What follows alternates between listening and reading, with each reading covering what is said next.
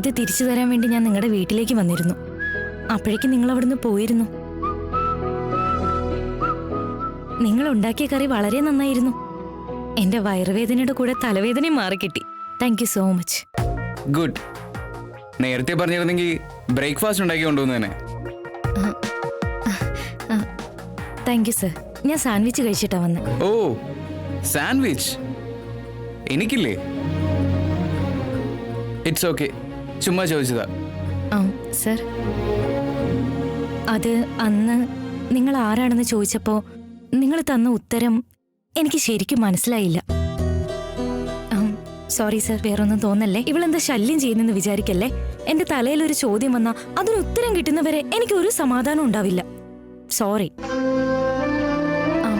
Please, if you don't mind, ഞാൻ ഒരു പ്രാവശ്യം കൂടെ ചോദിക്കാം. ദേശായി സാറും നിങ്ങളും തമ്മിലുള്ള ബന്ധം എന്താണെന്ന് എന്നോടൊന്ന് പറയാൻ പറ്റുമോ? നിങ്ങള് എന്നോട് സത്യം പറയാൻ തന്നെയാണ് ഞാൻ വിശ്വസിക്കുന്നത്.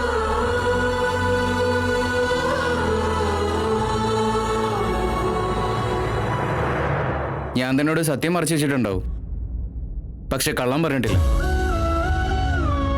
ഞാൻ സൂര്യപ്രകാശ് ദേശായിയുടെ ആശ്രയത്തിൽ വളർന്നതാ. എന്റെ എഡ്യൂക്കേഷൻ നോക്കിയിരുന്നത് അവരാ. അദ്ദേഹത്തിന്റെ കണ്ണിൽ ബുദ്ധിമാനാ ഞാൻ. എനിക്ക് ഒറ്റയ്ക്ക് ഫീസ് അടച്ച് പഠിക്കാൻ പറ്റാത്തത് കൊണ്ട് അവരാ എന്നെ പഠിപ്പിച്ചത്. അദ്ദേഹം എന്റെ ആരാണെന്നൊക്കെ ചോദിച്ചാൽ ഗോഡ് ഫാദർ ആണെന്നൊക്കെ പറയാം. അദ്ദേഹത്തിന് ഞാൻ ആരാണെന്ന് ചോദിച്ചാൽ അതിനെനിക്ക് ഉത്തരമില്ല. ഈ ഉത്തരങ്ങൾ കൊണ്ട് തന്റെ ചോദ്യങ്ങളൊക്കെ ക്ലിയർ ആയോ അതോ? ക്ലിയറായി. നിങ്ങൾ വളരെ നല്ല ആളാ സർ.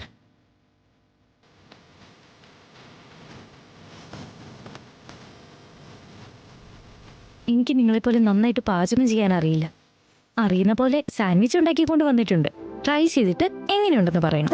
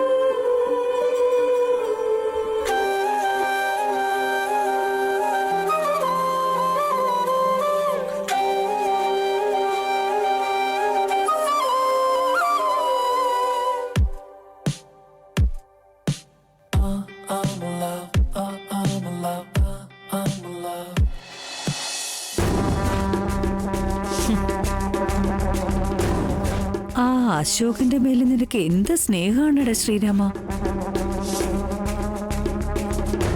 സിറ്റുവേഷൻ എന്ത് തന്നെ ആയിക്കോട്ടെ, അവനെ മാത്രം നീ ഒരിക്കലും തള്ളി പറയില്ലല്ലേ. നിന്റെ ആവനാഴിയിൽ ഒരു അസ്ത്രം പോലും ഉണ്ടായേക്കരുത്. എങ്ങനെ ഓരോരുത്തരെയും തീരുമാനമാക്കുന്നെന്ന് നീ കണ്ടോ? അശോകനും സീതയുമെല്ലാം നിന്റെ കൂടെ തന്നെ കാണുമെന്നുള്ള ഭ്രമത്തിലാണടാ നീ ജീവിക്കുന്നേ. കാണണോ? നിന്റെ സാമ്രാജ്യം എത്രയും പെട്ടെന്ന് എന്റെ പേരിലേക്ക് മാറ്റിയിട്ടില്ലെങ്കിൽ എന്റെ പേര് ഭാർഗവി എന്നല്ല. നീ ഇവിടെ എല്ലാം ചേർത്ത് പിടിച്ച് സന്തോഷിക്കുന്നത് നിന്റെ അമ്മ കണ്ട് അവളുടെ ആത്മാവ് ഒരിക്കലും ശാന്തിയോടെ നിൽക്കാൻ പാടില്ല. അതിന് വേണ്ടത് ഈ ഭാർഗവി ചെയ്തിരിക്കും. നീ കാത്തിരുന്നു.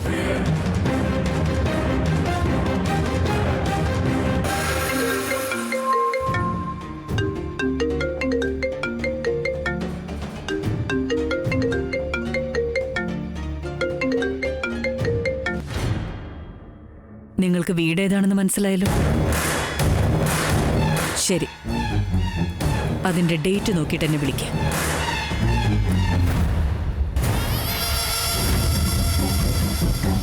സീത, ഇനി മുതല് നീ എന്റെ കൺട്രോളിൽ തന്നെ കാണണം. ഇനി നിന്റെ ഹീറോ എങ്ങനെ നീയുമായിട്ട് അടുക്കുമെന്ന് എനിക്കൊന്ന് കാണണം.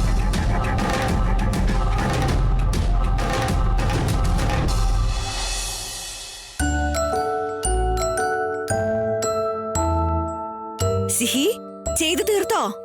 ഇതും കൂടെ ഉള്ളു സീതമ്മ.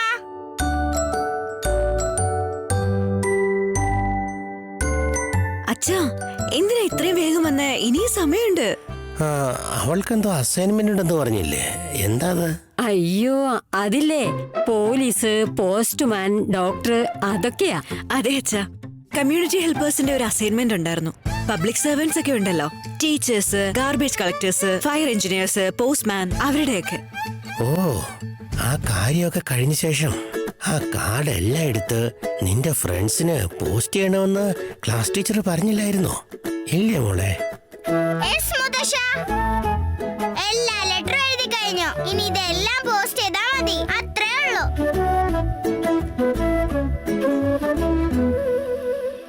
സീതേ, നിന്റെ അമ്മ ഇന്നലെ മുതൽ തലയ്ക്ക് സൗകര്യം തന്നിട്ടില്ല മോളെ.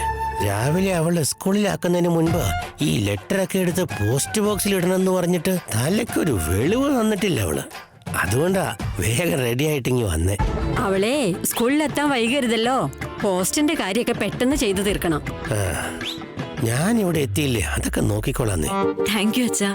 ഓഫീസിലേക്ക് പോകുമ്പോ ഞാൻ തന്നെ ചെയ്യാന്ന് വിചാരിച്ചതാ. പക്ഷെ അവള് തന്നെ ഇത് ചെയ്യണ്ടേ, എന്നാലല്ലേ അവൾക്ക് മനസ്സിലാവൂ.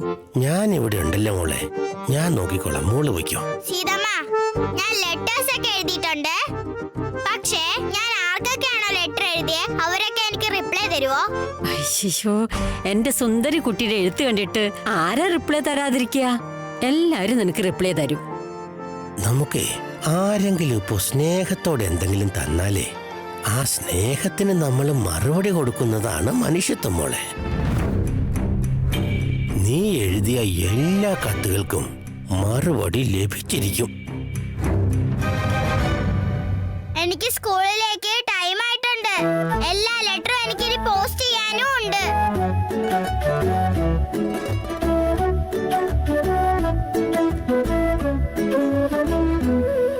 Bye bye. ബൈ. ശ്രദ്ധിച്ച്. ഓ, പതുക്കെ പതുക്കെ. ആരെങ്കിലും ഇപ്പോ സ്നേഹത്തോടെ എന്തെങ്കിലും തന്നാലേ ആ സ്നേഹത്തിന് നമ്മൾ മറുപടി കൊടുക്കുന്നതാണ് മനുഷ്യത്വം മോളെ. ഇവിടെ ഒരു പോസ്റ്റൽ സർവീസ് നടന്നിട്ടുണ്ട്. അതിനുത്തരം ഞാൻ കൊടുത്തല്ലേ പറ്റുള്ളൂ. സാധന, അച്ഛന് ഇഡലി മാത്രം കൊടുത്താൽ മതി. എരിവുള്ളതൊന്നും കൊടുക്കണ്ട. അങ്ങോട്ട് കൊടുത്താൽ മതി. ശ്രദ്ധിച്ച്. അയ്യോ അച്ഛാ, അച്ഛനെന്തിനാ ഇങ്ങോട്ട് വന്ന്? ഞാൻ ഭക്ഷണം അങ്ങോട്ട് കൊണ്ടുവരുമായിരുന്നു. അതല്ല മേമ, ഞാനാ മുത്തശ്ശനോട് ഇങ്ങോട്ട് വരാൻ പറഞ്ഞത്. വെറുതെ റൂമിൽ തന്നെ ഇരുന്ന പേഷ്യന്റ് ആണെന്നൊരു ഫീലിംഗ് ഉണ്ടാവില്ലേ, അതാ. അതല്ല അപ്പോ, ഡോക്ടർ അച്ഛനോട് കംപ്ലീറ്റ് ബെഡ് റെസ്റ്റ് വേണമെന്ന് പറഞ്ഞ്. ഇങ്ങനെ നടന്ന് സ്ട്രെയിൻ എടുത്തു കഴിഞ്ഞാൽ എന്തെങ്കിലും പ്രശ്നമാവില്ലേ? അച്ഛൻ അകത്തേക്ക് ചെല്ലച്ചാ. അയ്യോ വിടുമോളെ, ദൈവത്തിന്റെ വിളിപ്പുറത്തുള്ളവന് റെസ്റ്റ് ഒക്കെ എന്തിനാ? മുത്തശ്ശ, നിങ്ങൾ വീണ്ടും തുടങ്ങിയല്ലേ? Hello, good morning everyone. എന്താണെന്ന് കഴിക്കാനുള്ളത്? ഓ, റവ ഇഡ്ലി ആയിട്ടാണോ ബാറ്റിങ്? കുറച്ച് കറി കൂടി കിട്ടിയ നല്ല പാർട്ട്ണർഷിപ്പാ. ആ, എടുക്ക സാധന. Thank you. അച്ഛാ, എന്തൊക്കെയുണ്ട്? കണ്ടില്ലേ നിന്റെ ചെറിയച്ഛനെ? ഞാൻ വയ്യാതെ കിടന്നിട്ടും ഒരു തവണ പോലും വന്ന് കണ്ടില്ല. ഇപ്പൊ അവിടെ വന്നിരുന്നിട്ടെ എന്തൊക്കെ ഉണ്ടെന്ന്. നിങ്ങളോട് എനിക്കൊരു കാര്യം പറയാനുണ്ട്. പക്ഷേ ഇവിടെ വെച്ചല്ല, ഓഫീസിൽ വെച്ച്. ഓഫീസിലെ എല്ലാ ബോർഡ് മെമ്പേഴ്സും ഉണ്ടാവും. മേമ പറ്റിയ മേമയും വരണം കേട്ടോ. വിഷ്ണു ചെറിച്ച, എന്തായാലും മീറ്റിങ്ങിന് വന്നേ പറ്റൂ. ഞാനോ? നീ? ഓക്കേ. എന്താ പൂ, ചരണ്ട കാര്യമാണോ? അതെന്താ അത് ചാരന്റെ കാര്യം? മുത്തശ്ശ, ടെൻഷൻ അടിക്കാൻ മാത്രമൊന്നുമില്ല. Charan is no more working with us. പക്ഷെ കാര്യം അതല്ല. നിങ്ങൾ എല്ലാവരും അങ്ങോട്ട് വാ, നിങ്ങൾക്ക് അപ്പം കാര്യം മനസ്സിലാവും. പക്ഷെ അപ്പൂ, അച്ഛന് ഞങ്ങളോടൊപ്പം ഞങ്ങൾ ഓഫീസിൽ കൊണ്ടുവരില്ല. അച്ഛൻ ഈ പ്രായത്തില് നിന്റെ കല്യാണവും കണ്ട് നിന്റെ കുട്ടികളുടെ കൂടെ കളിക്കാനാ ആഗ്രഹമുള്ളത്. എന്നിട്ടാണോ നീ ഈ അവസ്ഥയിൽ അച്ഛനെ ഓഫീസിലേക്ക് കൊണ്ടുവരാൻ വേണ്ടി നിർബന്ധിക്കുന്നത്? നോ മേമ, മുത്തശ്ശൻ ഇവിടെ തന്നെ ഇരുന്നോളും. മുത്തശ്ശന് കാര്യങ്ങളൊക്കെ നേരത്തെ തന്നെ അറിയാം. And he is happy with my decision. മുത്തശ്ശന്റെ അനുവാദം മേടിച്ചിട്ടാ നിങ്ങളെ എല്ലാവരെയും ബോർഡ് മീറ്റിങ്ങിന് ഞാൻ ഇൻവൈറ്റ് ചെയ്തത്. ഇതെന്താ ഇവനിപ്പോ ബോർഡ് മീറ്റിംഗ് എന്നൊക്കെ പറയുന്നത്? അതിന് എന്നെയും വിളിച്ചിട്ടുണ്ടല്ലോ. പുതിയ എന്തേലും പ്ലാൻ ആയിരിക്കും. എന്താ രാമ നിന്റെ പ്ലാൻ?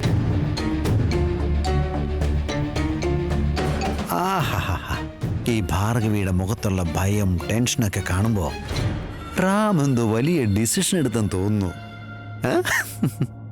റാം, നീ എന്തൊക്കെ ഡിസിഷൻ എടുത്താലും ചിന്തിച്ചുകൊണ്ടായിരിക്കും എന്നുള്ള കാര്യത്തിൽ തർക്കമില്ല. ഉറപ്പായിട്ടും നല്ല ഡിസിഷൻ ആയിരിക്കും. നല്ലത് നടക്കാൻ വേണ്ടിയാ ഞാൻ ഈ തീരുമാനം എടുത്തത്. All the best. താങ്ക്സ് ചെറിച്ച.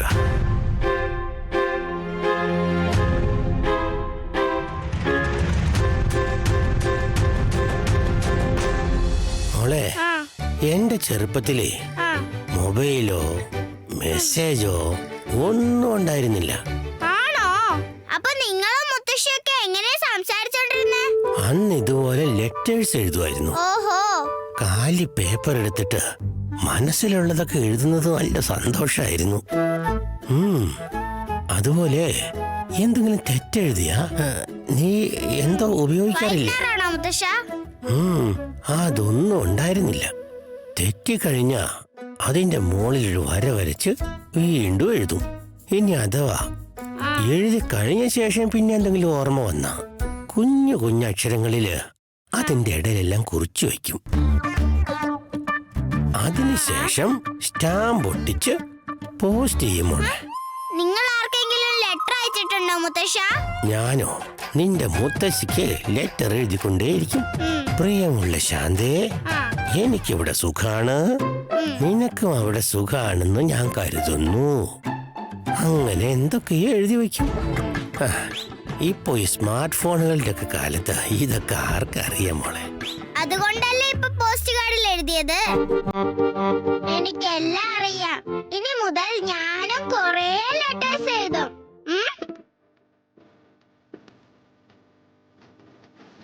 ഇത് സ്ഫൂർത്തിക്ക്, ഇത് കൂഷിക്ക്,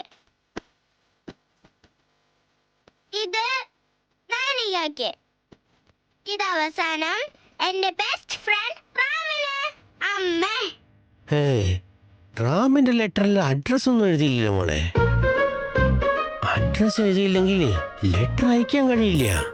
മുത്തശ്ശ, ശ്രീരാം ദേശായി, ദേശായി വീട്, അതാണ് മുത്തശ്ശ അവന്റെ അഡ്രസ്. അത്ര എഴുതിയാ മതിയോ? ആ മുത്തശ്ശ. എനിക്ക് അവന്റെ അഡ്രസ് അറിയില്ലായിരുന്നു മോളെ. നീ അമ്മയോട് ചോദിച്ചിരുന്നെങ്കിൽ തരുമായിരുന്നല്ലോ. മുത്തശ്ശ, എന്റെ ഫ്രണ്ട് എവിടെയാണെങ്കിലും ഈ കാർഡ് അവന് ഉറപ്പായിട്ടും കിട്ടും. സീതമ്മ എന്റെ ഫ്രണ്ടിനെ ഫോൺ ചെയ്യരുതെന്ന് പറഞ്ഞിട്ടുണ്ട്. കാർഡ് പോസ്റ്റ് ചെയ്യരുതെന്ന് പറഞ്ഞിട്ടില്ലല്ലോ മുത്തശ്ശ. ഇങ്ങനെയെങ്കിലും എന്റെ ഫ്രണ്ടിനോട് എനിക്ക് സംസാരിക്കാൻ കഴിയും. മുത്തശ്ശ, നിങ്ങള് പണ്ട് കാലത്ത് മുത്തശ്ശിയോട് ഇങ്ങനെ സംസാരിച്ചോണ്ടിരുന്നില്ലേ? അതുപോലെ ഞാനും എന്റെ ഫ്രണ്ടിനടുത്ത് ലെറ്റർ എഴുതി ഇങ്ങനെ സംസാരിക്കും. ഓ, ശരിക്കും എന്റെ മോളൊരു ബുദ്ധിമതി തന്നെയാണ്. Welcome everyone. ഒരു ഇമ്പോർട്ടന്റ് അനൗൺസ്മെന്റ് നടത്താനുണ്ടായിരുന്നു. അതുകൊണ്ടാണ് നിങ്ങൾ എല്ലാവരും ഞാൻ ഇങ്ങോട്ട് ഇൻവൈറ്റ് ചെയ്തത്. First of all I would like to thank each and every one of you guys. നമ്മുടെ ദേശീയ ഗ്രൂപ്പ് ഓഫ് കമ്പനീസിന്റെ സക്സസ്ഫുൾ ഗ്രോത്തിന് നിങ്ങളുടെ എല്ലാവരുടെയും കോൺട്രിബ്യൂഷൻസ് ഉണ്ട്. ആൻഡ് ഐ വിഷ് ഇതിങ്ങനെ തന്നെ കണ്ടിന്യൂ ചെയ്യണം.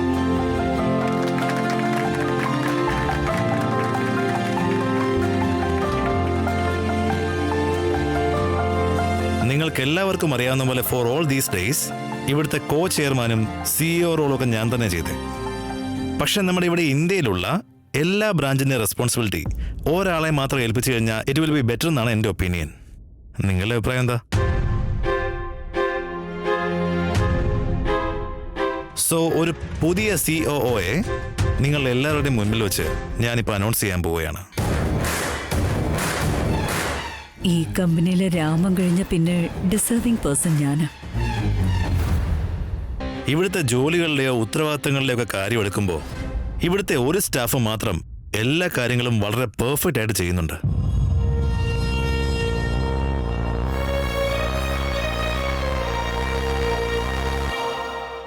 എന്നെക്കാൾ വളരെ നന്നായിട്ട് ഈ കമ്പനിയെ മുൻപോട്ട് കൊണ്ടുപോകുന്ന ആ ഒരാള് ആരാണെന്നറിയാൻ നിങ്ങൾക്ക് എല്ലാവർക്കും ക്യൂരിയോസിറ്റി ഉണ്ടാവുമെന്ന് എനിക്കറിയാം. I'm gonna make it official now. From today onwards, it's gonna be none other than my friend Ashok.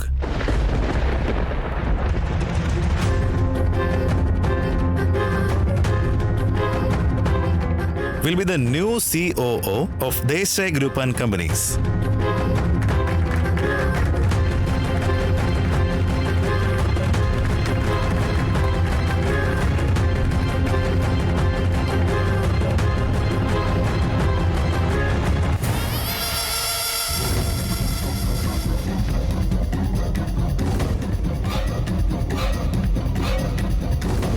Come on, you deserve it. എടോ, എന്തിനാ ഇതൊക്കെ തമാശ കളിക്കല്ലേ? എനിക്കിതൊന്നും ആവശ്യമില്ല. നോക്ക്, you should do this. I don't fit this role. നീ ഒന്നും മിണ്ടായിരുന്നേ. My decision is final and you can refuse this. എന്റെ തീരുമാനം ആർക്കും തിരുത്താൻ കഴിയില്ല. റാം, വേണ്ട. അടങ്ങിയിരിക്കടാ. ആഹാ, ഈ റാം ഭാർഗുവിനെ ഇങ്ങനെ ബൗൾഡാക്കുമെന്ന് ഞാൻ വിചാരിച്ചതേയില്ല. Ram, very very good decision. Ashoka, congratulations.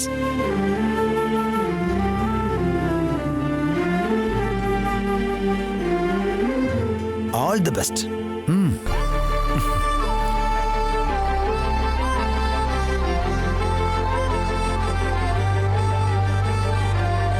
Thank you. Congratulations.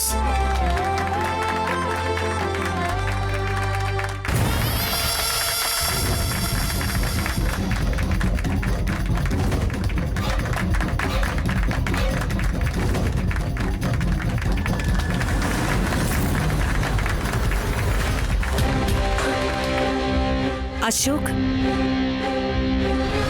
congratulations.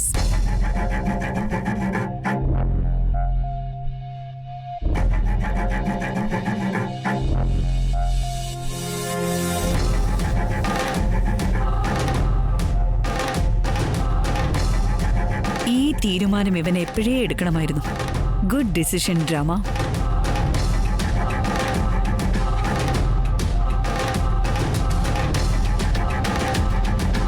ഒരു ബിസിനസ് ബാക്ക്ഗ്രൗണ്ട് പോലും ഇല്ലാതെ ഒരു കമ്പനിയുടെ COO ആവാൻ പറ്റുകയെന്ന് പറഞ്ഞ അതൊരു നിസ്സാര കാര്യമല്ല. It's a great achievement. ബാക്കിയുള്ളവര് നിന്നെ കണ്ടു പഠിക്കണം.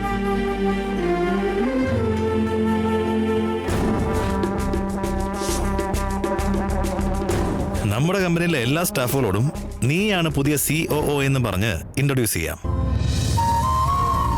And also thank you each and everyone. Thank you for your time. Please excuse us. Come.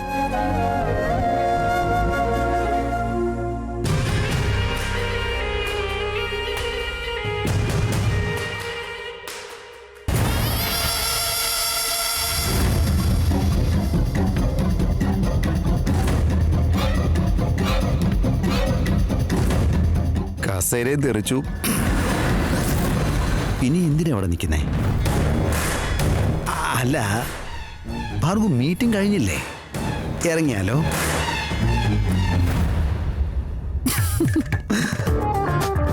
ഭാർഗുവിന് retirement കൊടുക്കുന്നതാ നല്ലതെന്ന് തോന്നുന്നു.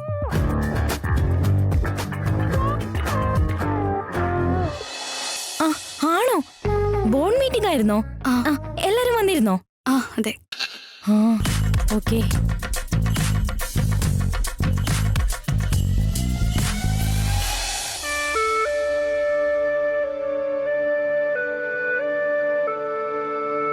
Good morning everyone. Good morning sir. Good morning sir. Morning.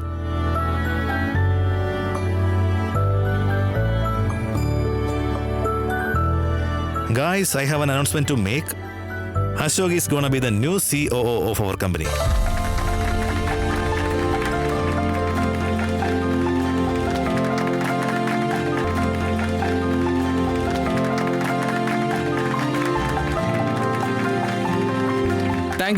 Thank you so much. പക്ഷെ ഒരു കാര്യം ഞാൻ പറയാൻ ആഗ്രഹിക്കുന്നു. ഈ COO, boss, head ഇതൊക്കെ ഒരു പേരിന് മാത്രം. ഞാനും നിങ്ങളെല്ലാവരെയും പോലെ ഈ കമ്പനിയിലൊരു ജോലിക്കാരനാണ്. എൻ്റെ ഫ്രണ്ട് ഏൽപ്പിച്ച റെസ്പോൺസിബിലിറ്റിക്ക് വേണ്ടി മാത്രം. That's it. Congratulations sir. Thank you. Thank you. Thank you. Thank you.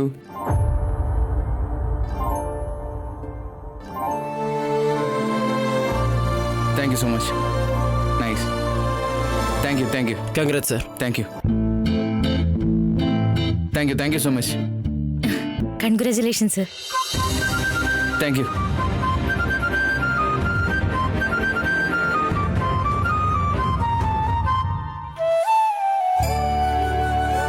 Sita, ഞാൻ എഴുതിയ ലെറ്റർ കണ്ടിട്ടും നിന്റെ മനസ്സ് ഒട്ടും അറിഞ്ഞില്ലേ? നിനക്ക് എങ്ങനെയാണെന്ന് മനസ്സിലാക്കി തരിക? എനിക്കറിയില്ല സീത, എനിക്കതറിയില്ല.